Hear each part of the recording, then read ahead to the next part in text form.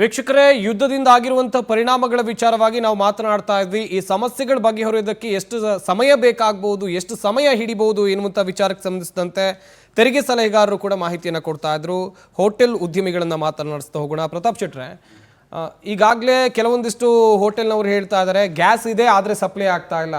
ಎಲ್ಲೋ ಒಂದು ದೇಶದಲ್ಲಿ ಯುದ್ಧ ಆರಂಭ ಆಗಿ 2-3 ದಿವಸದಲ್ಲಿ ಇಲ್ಲಿ ಹೆಂಗೆ ಪ್ರಾಬ್ಲಮ್ಗಳು ಕ್ರಿಯೇಟ್ ಆಯಿತು. ಏಜೆನ್ಸಿಯವರು ಇಲ್ಲಿ ಕಳ್ಳಾಟವನ್ನು ಆಡ್ತಾ ಇದ್ದಾರೆ, ಗ್ಯಾಸ್ ಕಂಪನಿಯವರು ಇಲ್ಲಿ ಕಳ್ಳಾಟವನ್ನು ಆಡ್ತಾ ಇದ್ದಾರೆ. ಈ ಆರೋಪಕ್ಕೆ ನೀವೇನು ಹೇಳ್ತೀರಾ? ಇದು ಸತ್ಯವಾದ ವಿಷಯ. ನಾನು ಹೇಳ್ತಾ ಇದ್ದೇನೆ, ಕಾಳದಂಧೆಯಲ್ಲಿ ನಮ್ಮದು ಗ್ಯಾಸ್ ಸರ್ವಿಸ್ ಆಗ್ತಾ ಇದೆ 5,000 to 6,000. ಬರೀ ಹೋಟೆಲ್ ಉದ್ಯಮ ಒಂದೇ ಅಲ್ಲ, ಕ್ಯಾಟ್ರಿಂಗ್ ಉದ್ಯಮ ಇವತ್ತು ಮುಚ್ಚಿ ಹೋಗಿದೆ. ಹೌದು. ಹಾಗೆ ರೆಸಾರ್ಟ್ಗಳು, ಈಗ ರೆಸಾರ್ಟು ಅವರಿಗೆ ವರ್ಷದಲ್ಲಿ ಬಿಸ್ನೆಸ್ ಇರುವುದೇ ಈ 1-2 ತಿಂಗಳಲ್ಲಿ. ಯಾಕೆಂದರೆ ಸ್ಕೂಲ್ ರಜೆ ಸಿಕ್ಕಿದಾಗ ರೆಸಾರ್ಟ್ಗಳು, ಟೂರಿಸಂ ಪ್ಲೇಸ್ಗಳೆಲ್ಲ ಓಪನ್ ಆಗುವಂಥದ್ದು. ಇವತ್ತು ಅವರೆಲ್ಲ ಮುಚ್ಚಿಬಿಟ್ಟಿದ್ದಾರೆ. ಮಡಿಕೇರಿ, ನೀವು ಕುಶಾಲನಗರ, ಸಕಲೇಶ್ಪುರ, ಚಿಕ್ಕಮಂಗ್ಳೂರಲ್ಲಿ ದೊಡ್ಡ ರೆಸಾರ್ಟ್ಗಳು. ಅವ್ರಿಗೆ ಬಿಸ್ನೆಸ್ ಆಗುವಂಥದ್ದು ಇನ್ನೇನು 1-1.5 ತಿಂಗಳಲ್ಲಿ ಮಳೆಗಾಲ ಬರುತ್ತೆ. ಅವ್ರು ರೆಸಾರ್ಟ್ ಬಿಸ್ನೆಸ್ ಇಲ್ಲ. ಹಲವಾರು ರೆಸಾರ್ಟ್ಗಳು 100 ಎಕರೆ, 50 ಎಕರೆ, 25 ಎಕರೆ ರೆಸಾರ್ಟ್ಗಳು ಮುಚ್ಚಿ ಹೋಗಿದ್ದು. ಟೂರಿಸಂ ಪ್ಲೇಸ್ ಮುಚ್ಚಿದೆ.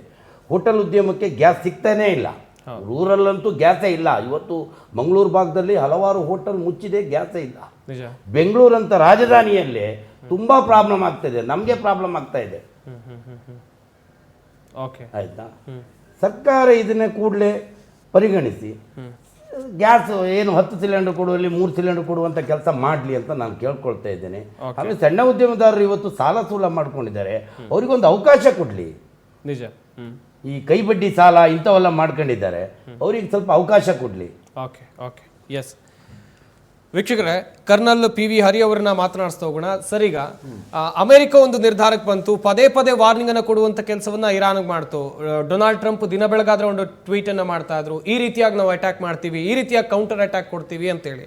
ಆದ್ರೆ ಇರಾನ್ ಇದೆಯಲ್ಲ ಸರ್, ಅಮೆರಿಕದ ಪ್ರತಿಯೊಂದು ದಾಳಿಗೂ ಕೂಡ ಪ್ರತೀಕಾರವನ್ನು ತೆಗೆದುಕೊಳ್ಳುವಂಥ ಕೆಲಸ ಮಾಡ್ತು, ರಿಟಾಲಿಯೇಷನ್ ತೆಗೆದುಕೊಂಡಿದೆ ಕೂಡ. ಇಲ್ಲಿ ಪ್ರಮುಖವಾಗಿ ಅಮೆರಿಕ ಈಗಾಗಲೇ ಮಿಸೈಲ್ ದಾಳಿಯಲ್ಲಿ ಅಥವಾ ಏರ್ಕ್ರಾಫ್ಟ್ ದಾಳಿಯಲ್ಲೇ ವಿಫಲತೆಯನ್ನು ಹೊಂದಿತ್ತು ಅಂತ ಹೇಳಿದ್ರೆ, ಇನ್ನು ಭೂಸೇನೆಯನ್ನ ಕಳಿಸಿ ಅಲ್ಲಿ ದಾಳಿ ಮಾಡುವಷ್ಟು ಕೆಪಾಸಿಟಿ ಅಮೆರಿಕಕ್ಕೆ ಇಲ್ವಾ? ಇಲ್ಲ. ಯಾಕಂತ ಹೇಳಿದರೆ, ಈ ಅಮೆರಿಕನ್ ಸೇನೆ ಬಗ್ಗೆ ಮಾತಾಡೋದಾದರೆ ಕೆಲವು ಮರ್ಸನರೀಸ್ ಅಂತ ಬರುತ್ತೆ. ಮರ್ಸನರಿ ಅಂದರೆ ಬಾಡಿಗೆ ಫೈಟರ್ಸ್. ಅವರು ದೇಶಭಕ್ತಿಯಿಂದ ಫೈಟ್ ಮಾಡೋರಲ್ಲ. ಅಮೇರಿಕದ ದೇಶದ ಭದ್ರತೆಗೆ ಅವರು ಮಾಡ್ತಾ ಇಲ್ಲ. ಇಲ್ಲಿ ಇದೊಂದು ಬಿಸ್ನೆಸ್, ತೈಲಕ್ಕೋಗಿ ಇಲ್ಲ, ಇಲ್ಲಿ ಬೇರೆ ರೀಸನ್ಗೋಸ್ಕರ ಮಾಡ್ತಾ ಇದ್ದಾರೆ. ಸೊ ಅವರಲ್ಲಿ ಆ ಒಂದು ಡಿಟರ್ಮಿನೇಷನ್, ಆ ಒಂದು ಧೈರ್ಯ, ಅದು ಲಾಸ್ಟ್ ಮ್ಯಾನ್ ಲಾಸ್ಟ್ ಬುಲೆಟ್ ಅಂತ ಒಂದು ನಮ್ಮ ಇಂಡಿಯಾದ ಸೈನಿಕರು ಮಾಡ್ತಾರೆ. ನಮ್ಮ ದೇಶ ಪ್ರೇಮಿಗಳು ಸೈನಿಕರು. ನಮ್ದು ಯಾವುದೇ ಚೈನಾದಾಗಲಿ ಏನಾಗಲಿ, ಎಷ್ಟೇ ನಾವು ಸ್ವತಃ ನಮ್ಮ ಪ್ರಾಣ ಅಲ್ಲ ಏನು ಬೇಕಾದರೂ ಹೋಗಲಿ, ನಾವು ಒಂದು ಅಡಿ ಹಿಂದೆ ಇರೋದಿಲ್ಲ. ಅದೇ ಅಮೇರಿಕನ್ಸಲ್ಲಿ ಆ ರೀತಿ ಅಲ್ಲ, ಅದು ಮರ್ಸನರಿ ಬೇಸ್ಡ್. ಅದು ಕೆಲವು ಮರ್ಸನರೀಸ್ ಅಮೇರಿಕನ್ಸ್ ಇದ್ದಾರೆ. ಸೊ ಅವರು ಇಂತಹ ಒಂದು ಗ್ರೌಂಡ್ ಅಫೆನ್ಸಿವ್ಗೆ, ಒಂದು ಸೈನ್ಯದ ಆಕ್ರಮಣಕ್ಕೆ ಅವರು ಸಕ್ಸಸ್ಫುಲ್ ಆಗೋದು ತುಂಬ ಕಷ್ಟ. ಎರಡನೇದು, ಆ ಬೆಟ್ಟ ಗುಡ್ಡಗಾಡುಗಳು, ಇರಾನ್ನ ಒಂದು ಕೆಲವಾರು ಪ್ಲೇಸಸ್ಗಳು ಅವರಿಗೆ ಗೊತ್ತಿಲ್ಲ. ಅವರು ಈಸಿಲಿ ಟಾರ್ಗೆಟ್ ಆಗ್ತಾರೆ. ಈಗ ಆಲ್ರೆಡಿ 50 ತುಂಬ 1000 ಗಟ್ಟಲೆ ಕಮಾಂಡೋಸ್ಗಳನ್ನು ಆಲ್ರೆಡಿ ತಂದಿಟ್ಟಿದ್ದಾರೆ ಅಲ್ಲಿ. ಎಲ್ಲಿ? ಇರಾನ್ ಪಕ್ಕ ಒಂದು ಇದರಲ್ಲಿ ಇದೆ, ಯುದ್ಧ ನೌಕೆಗಳಲ್ಲಿ ಎಲ್ಲ ಇದ್ದಾರೆ, ಮೆರಿನ್ಸ್ ಕಮಾಂಡೋಸ್ಗಳೆಲ್ಲ ಇದ್ದಾರೆ. ಈಗ ಅವರು ಜಸ್ಟ್ ದೇ ವಿಲ್ ವಾಚ್. ನಾವು ಈಗ ಏನಾಗಿದೆ, ನೀವು ಹೇಳ್ದಾಗೆ, ಈ ಪ್ರೆಸಿಡೆಂಟ್ ಟ್ರಂಪ್ ಮೊನ್ನೆನೋ ಹೇಳ್ದ, ಪ್ರಾಚೀನ ಸಂಸ್ಕೃತಿ ಇದು, ಇರಾನ್ ಸಂಸ್ಕೃತಿ ಇಲ್ಲದಂಗೆ ಮಾಡ್ತೀವಿ, we will erase from the map of world ಅಂತೇಳಿ ಈ ರೀತಿ ಮಾತುಗಳು. ಮತ್ತು ನೆಕ್ಸ್ಟ್ ಡೇ ಓನ್ಲಿ ಕದನ ವಿರಾಮ ಅಂತ ಮಾತಾಡ್ತಾ ಇದ್ದಾರೆ. ಸೊ ಇರಾನ್ಗೆ ಚೆನ್ನಾಗಿ ಗೊತ್ತಿದೆ ಈಗ ಏನು ಅಮೇರಿಕನ್ಸ್ ಮೇಲೆ ಯಾವ ಒಂದು ಭರವಸೆ, ಅವರಿಗೆ ಕಾನ್ಫಿಡೆನ್ಸ್ ಇಲ್ಲ.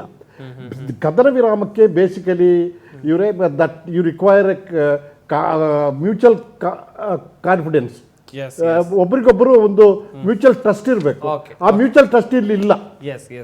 ಜಯರಾಮ್ ಅವರೇ, ಹೊರ ರಾಜ್ಯಗಳಲ್ಲಿ ಆಟೋ LPG ಸಮಸ್ಯೆ ಇಲ್ಲ, ಆದ್ರೆ ಕರ್ನಾಟಕದಲ್ಲಿ ಮಾತ್ರ ಹೆಂಗ ಪ್ರಾಬ್ಲಮ್ ಸ್ಟಾರ್ಟ್ ಆಯ್ತು ಅಂತ ಹೇಳಿ? ಸರ್, ನಮ್ಮ ಸ್ಟೇಟಲ್ಲಿ ಸರಿಗಿಲ್ಲ ಸರ್. ಯಾರು ಸರಿಗಿಲ್ಲ. ನಾನು ಹೇಳ್ತಾ ಇದ್ದೀನಿ, unfit CM, unfit transport minister, unfit food minister. ಯಾಕೆಂದ್ರೆ ನಾನು ಹೇಳಿದ್ರೆ ಸರ್ಗೆ ಹೇಳಿದ್ರು ಅದು ಸೆಂಟ್ರಲ್ಗೆ ಬರುತ್ತೆ ಅಂತ. ನಾವು ದುಡ್ಡು ಕಟ್ಟೋದು ಸ್ಟೇಟಿಗೆ ಮಾತ್ರ ದುಡ್ಡು ಕಟ್ಟೋದು ಟ್ಯಾಕ್ಸ್. ನನ್ನ ಪ್ರಕಾರದಲ್ಲಿ DP ರೇಟಲ್ಲಿ ಡೀಲರ್ ಕೊಟ್ಬಿಟ್ರು ಅವರು, IOC ಅವರು. ಈ 90 ಈಗ 90 ರೂಪಾಯಿ 98 ರೂಪಾಯಿ ಮಾರ್ತಾ ಇದ್ರೆ 50 ರೂಪಾಯಿಗೋ 30 ರೂಪಾಯಿಗೋ ಅವ್ರು ಸೇಲ್ ಮಾಡ್ಬಿಟ್ರು ಸೆಂಟ್ರಲ್ ಗೌರ್ಮೆಂಟ್ ಅವರು. ಸ್ಟೇಟ್ ಅವರು ಇನ್ ಮಿಕ್ಕಿದ ಟ್ಯಾಕ್ಸ್ ಹಾಕ್ತಾರೆ. ಜವಾಬ್ದಾರಿ ಯಾರು ಬರುತ್ತೆ? ಯಾರು ನೋಡ್ಕೋಬೇಕು? ನಿಜ.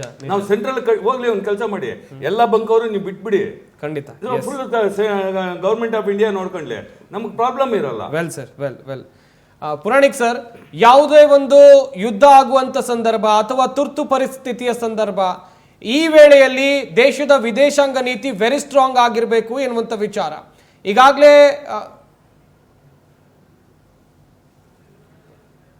ಪುರಾಣಿಕ್ ಸರ್, ನನ್ನ ಧ್ವನಿ ಕೇಳ್ತಾ ಇದೆಯಾ? ಯುದ್ಧ ಆಗುವಂತ ಸಂದರ್ಭದಲ್ಲಿ ವಿದೇಶಾಂಗ ನೀತಿ ವೆರಿ ಸ್ಟ್ರಾಂಗ್ ಆಗಿರಬೇಕು. ಹಾಗೇನೆ ನಮ್ಮ ಭಾರತ ಇದರಿಂದ ಪಡೆದುಕೊಂಡಂತ ಲಾಭಗಳ ವಿಚಾರವಾಗಿ ಹೇಳ್ತಾ ಹೋಗೋದಾದ್ರೆ, ವೆಲ್ ಮುರಳೀಧರ್ ಸರ್, ಈಗಾಗಲೇ ಅಮೆರಿಕಾದಲ್ಲಿ ಮಳೆ ಬಂತು ಅಂತ ಹೇಳಿದ್ರೆ ಇಂಡಿಯನ್ಸ್ಗೆ ನೆಗಡಿ ಆಗುತ್ತೆ ಎನ್ನುವಂಥದ್ದಾಗಿ ಹೇಳ್ತಾರೆ. ಆರ್ಥಿಕತೆ ವಿಚಾರಕ್ಕೆ ಬಂದ್ರೆ ಅಲ್ಲೇನೋ ಒಂದು ಸಮಸ್ಯೆ ಆಯಿತು ಅಂತ ಹೇಳಿದ್ರೆ ಭಾರತಕ್ಕೂ ಕೂಡ ನೇರ ಪರಿಣಾಮ ಬೀರುತ್ತೆ. ಸುರಕ್ಷಿತ ದೇಶ ಅಂತ ಕರೆಸಿಕೊಳ್ತಾ ಇದ್ದಂಥ ಗಲ್ಫ್ ಕಂಟ್ರಿಗಳು ಕೂಡ ಇವತ್ತಿನ ಯುದ್ಧದಲ್ಲಿ ಅಸುರಕ್ಷಿತ ಅಂತ ಕಾಣ್ತಾ ಇವೆ. ಓವರ್ ಆಲ್ ಎಕಾನಮಿ ವಿಚಾರದಲ್ಲಿ ಹೇಳ್ತಾ ಹೋಗೋದಾದ್ರೆ ಸರ್, ಈ ಎಲ್ಲ ರಾಷ್ಟ್ರಗಳ ಕುರಿತಂತೆ ನೋಡಿ, ಡಾಲರ್ಗೆ ತವರು ಮನೆ ಅಮೆರಿಕ.